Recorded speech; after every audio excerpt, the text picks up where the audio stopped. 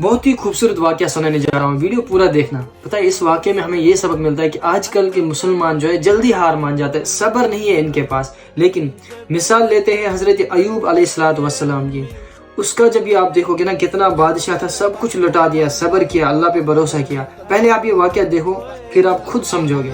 کیا آپ جانتے ہیں ایک ایسے نبی بھی گزرے ہیں جنہوں نے ایک ہی دن میں اپنی دولت، اپنی زمین، اپنے جانور اور اپنے 10 بچے تک کھو دیے تھے؟ یہ کہانی ہے حضرت ایوب علیہ السلام کی، صبر کی سب سے عظیم مثال۔ کبھی حضرت ایوب علیہ السلام اپنے دور کے سب سے امیر اور رحم دل انسان تھے۔ ان کے پاس زمین تھی، بے پناہ مال تھا، بڑے بڑے ریوڑ تھے اور ایک خوشحال خاندان۔ لیکن ایک دن سب کچھ بدل گیا۔ آسمان سے آگ برسنے جیسی آفت آئی۔ کچھ ہی گھنٹوں میں ان کی ساری فصلیں جل گئیں، جانور مر گئے اور دولت ختم ہو گئی۔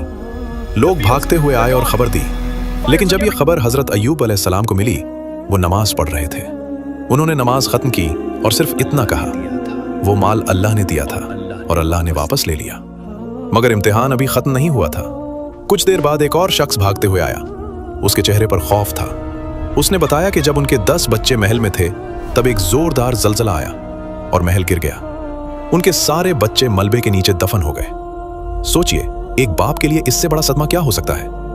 لیکن پھر بھی انہوں نے کہا وہ اللہ کی امانت تھے اور اللہ نے انہیں واپس لے لیا۔ پھر ایک اور امتحان شروع ہوا۔ حضرت ایوب علیہ السلام کو ایک ایسی بیماری لگی جو 18 سال تک چلی۔ جسم کمزور ہو گیا، چلنا مشکل ہو گیا۔ لوگ ان سے دور بھاگنے لگے۔ دوست، رشتہ دار سب چھوڑ کر چلے گئے۔ صرف ایک شخص ان کے ساتھ رہی، ان کی وفادار بیوی رحیمہ رضی اللہ عنہ۔ وہ لوگوں کے گھر کام کرتی تاکہ اپنے شوہر کے لیے روٹی لا سکے۔ 18 سال تک حضرت ایوب علیہ السلام نے ایک بھی شکایت نہیں کی۔ آخر ایک دن جب ان کی زبان سے ذکر کرنا مشکل ہونے لگا، تب انہوں نے اللہ سے دعا کی۔ قرآن میں ذکر ہے، رب انی مسانی الضر وانت ارحم الراحمین۔ یا رب، مجھے تکلیف پہنچی ہے اور تو سب سے زیادہ رحم کرنے والا ہے۔ یہ دعا اتنی سچی تھی کہ ترنت اللہ کا حکم آیا، اپنا پاؤں زمین پر مارو۔ جب حضرت ایوب علیہ السلام نے پاؤں زمین پر مارا، وہاں سے ٹھنڈا پانی کا چشمہ پھوٹ نکلا۔ انہوں نے اس پانی سے غسل کیا اور پانی پیا، اور اسی لمحے ان کی ساری بیماری ختم ہو گئی۔ اللہ نے نہ صرف انہیں شفا دی، بلکہ انہیں پہلے سے زیادہ دولت، زیادہ برکت اور نئے بچے بھی عطا کیے۔